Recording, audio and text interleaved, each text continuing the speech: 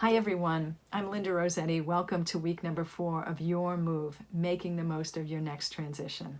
I'm thrilled you're here and we have an exciting week ahead, right? This week we are turning forward. That is our topic or our theme.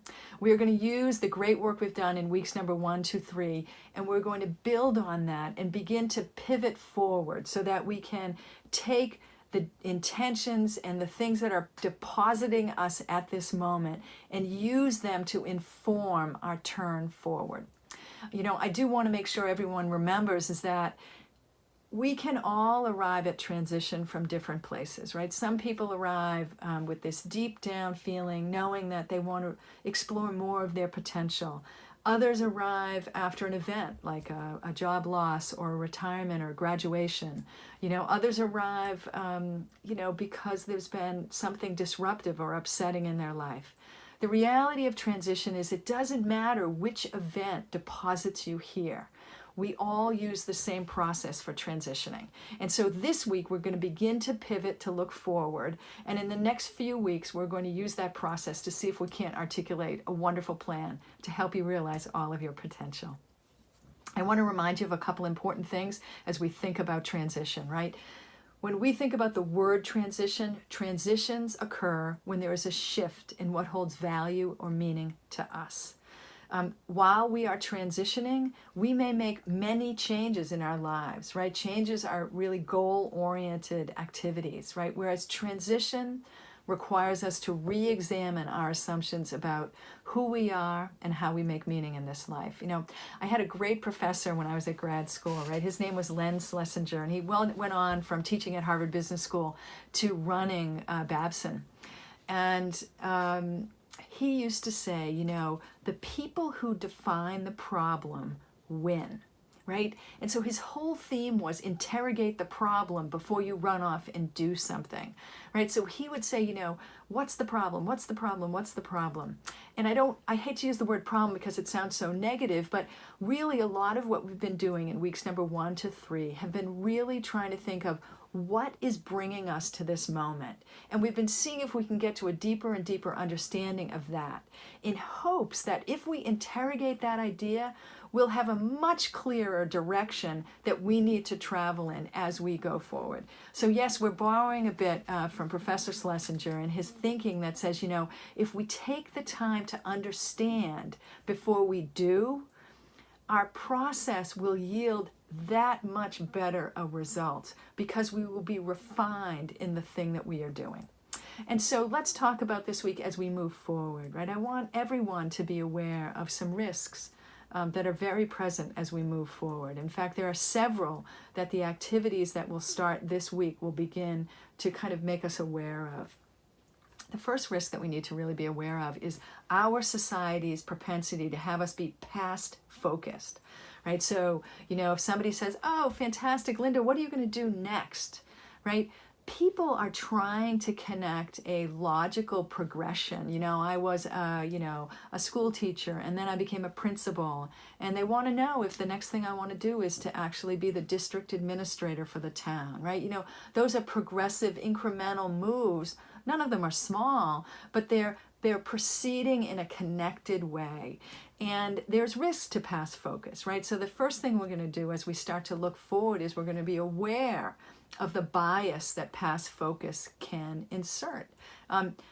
The best thinking about forward has nothing to do with past focus. It's really isolating past focus and helping us not allow that to bias us, but have us focus on, in fact, those things that hold value and meaning to us. How would we then discuss forward without that bias, right? Other things that can be present that are as influential and can be as limiting are things like our emotions or the barriers that we perceive are all around us. They can be physical barriers like,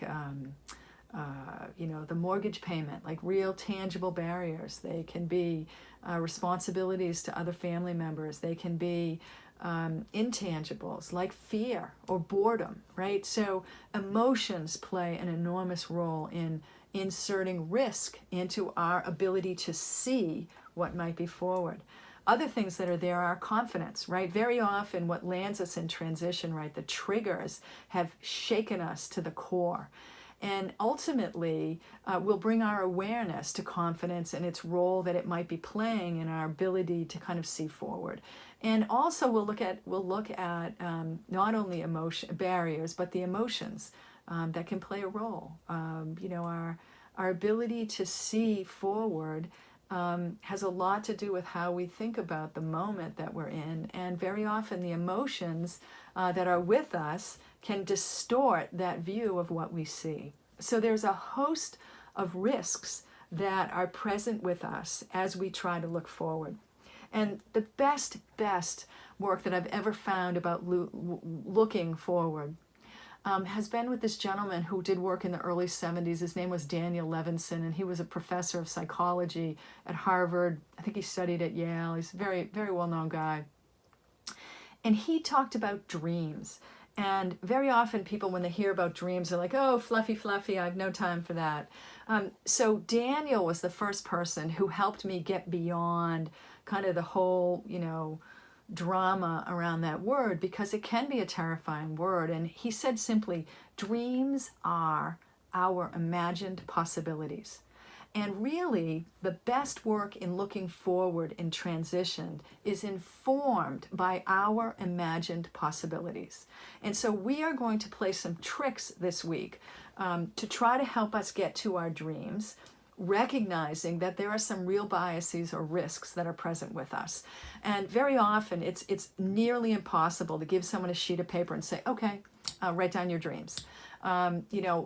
Many of us reflexively, right, we've learned behaviors that have us tamp down or move beyond those dreams. And so the real work is really trying to trick us into getting close to what those dreams may be without allowing our talk track to, categorize them in a way that we might not get at them. Right, so tricky work. In fact, I think of it, I have two children. One is a 8th grade son, and his English teacher told me that, she has to trick the kids into writing, so she has them write, a video script, or she has them write an Instagram headline. And all of it is writing, but she's using things to distract their brain away from, oh, drudgery, let's write, to let that kind of filter be removed so they'll write. And this week's exercises do the exact same thing. They are trying to pivot us to a moment where our brains can get at these things, these imagined possibilities that can fuel or energize us as we go forward. And some of us can see those clearly. Others of us really need to work at it. But I'm going to ask everyone to go through the exercises, regardless of which camp you might sit in, and see what the exercise reveals. So the exercise is all about turning forward. There's one exercise, it has several parts. It's going to ask us to envision what the future might be, and it's going to begin to help us recognize what emotions are present with us as we look forward.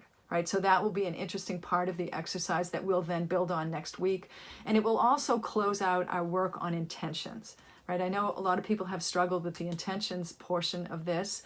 Intentions and transition are really our desired outcome from a pursuit. So if transition is going to generate an outcome for us, what exactly is it, right? Professor Schlesinger's approach, right?